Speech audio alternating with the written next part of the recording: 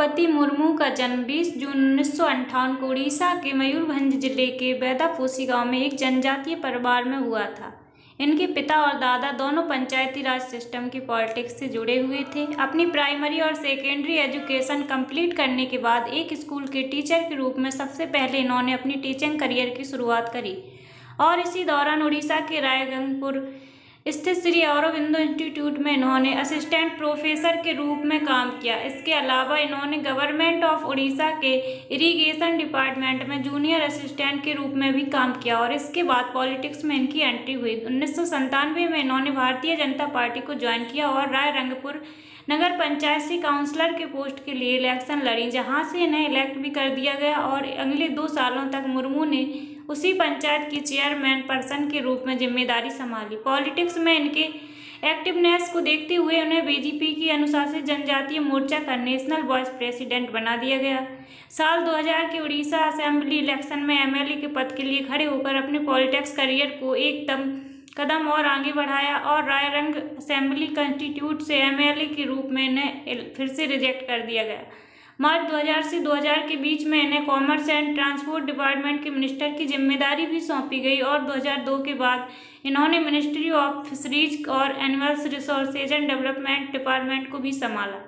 Legislative assembly के member के रूप में अपने कार्यकाल के दौरान मुर्मू के कामों को देखते हुए इन्हें Neelkanth award for best MLA भी नवाजा गया।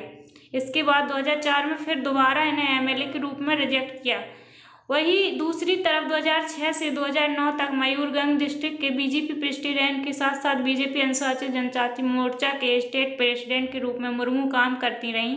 मुर्मू की पॉलिटिकल लाइफ सब कुछ चल रही थी, लेकिन अचानक उनकी पर्सनल लाइफ में भी बहुत कुछ बड़ी परेशानियां आईं, जिन्हें परेशानियों ने उन्हें एक हताश कर दिया। साल 2009 में एक एक्सीडेंट की वजह से द्रौपदी मुर्मू के बेटे की डेथ हो गई, जिनकी वजह से उनके मेंटल हेल्थ पर काफ़ी असर पड़ा और ये काफ़ी समय तक डिप्रेशन में रहीं। इसी के कुछ समय बाद 2013 में इन्होंने अपने दूसरे बेटे को खो दिया और कुछ ही महीनों बाद उनके हस्बैंड की भी मृत्यु हो गई। इन सब घटनाओं के बाद किसी के लिए भी डिप्रेशन में जाना स्वाभाविक है। द्रौपदी के अनुसार अपने इस डिप्रेशन मेंटल जोन से बाहर निकलने के लिए वो ब्रह्मा कुमारी संस्था से जुड़ी, जिससे इन्हें काफ़ी मदद मिली और इसी स्थिति से बाहर निकलने के बाद इन्होंने जनता पार्टी की सेवा के लिए अपने लक्ष्य को दोबारा काम करना शुरू किया और 18 मई 2015 को द्रौपदी जी ने झारखंड के गवर्नर के रूप में शपथ ली। द्रौपदी जी का ये शपथ न सिर्फ इनके समाज के लिए गर्व का विषय था, बल्कि ये उड़ीसा के पूरे जनजातीय समाज के लिए भी गर्व का विषय था और जिन्हें गवर्नर के रूप में अपॉइंटमेंट किया गया था। इसके साथ ही मुर्मू झारखंड के गवर्नर के रूप में जिम्मेदारी संभालने वाली भी पहली महिला थी। इसी तरीके से गवर्नर के रूप में इनका शपथ लेना महिलाओं के लिए भी गर्व का विषय बना।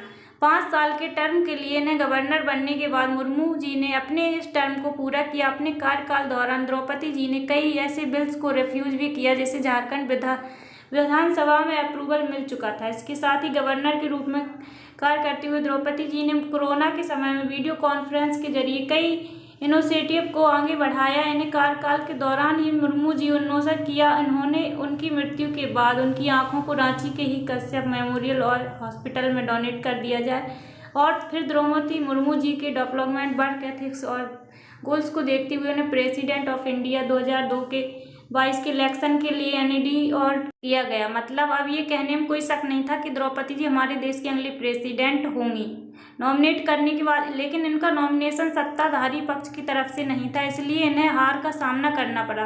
द्रौपदी मुर्मू जी का भारत के प्रेसिडेंट के रूप में इलेक्ट किया जाना भारत में मौजूद समानता की व्यवस्था का अब तक का सबसे बड़ा सबूत है। देश के सबसे बड़े पद तक जनजातीय कम्युनिटी की एक महिला का पहुंचना न सिर्फ जनजातीय कम्युनिटी को बल्कि महिलाओं को भी स्ट्रगल करके इस दौरान से गुजरने के लिए प्रेरित करेगा। दोस्तों, ये थी हमारे देश की प्रेसिडेंट द्रौपदी मुर्मू जी की कहानी। उम्मीद करती हूँ कि आपको ये कहानी बहुत पसंद आई होगी और अपने दोस्तों के साथ शेयर जरूर कीजिएगा ताकि वो भी द्रौपदी मुर्मू जी की महानता से प्रेरित हो सकें।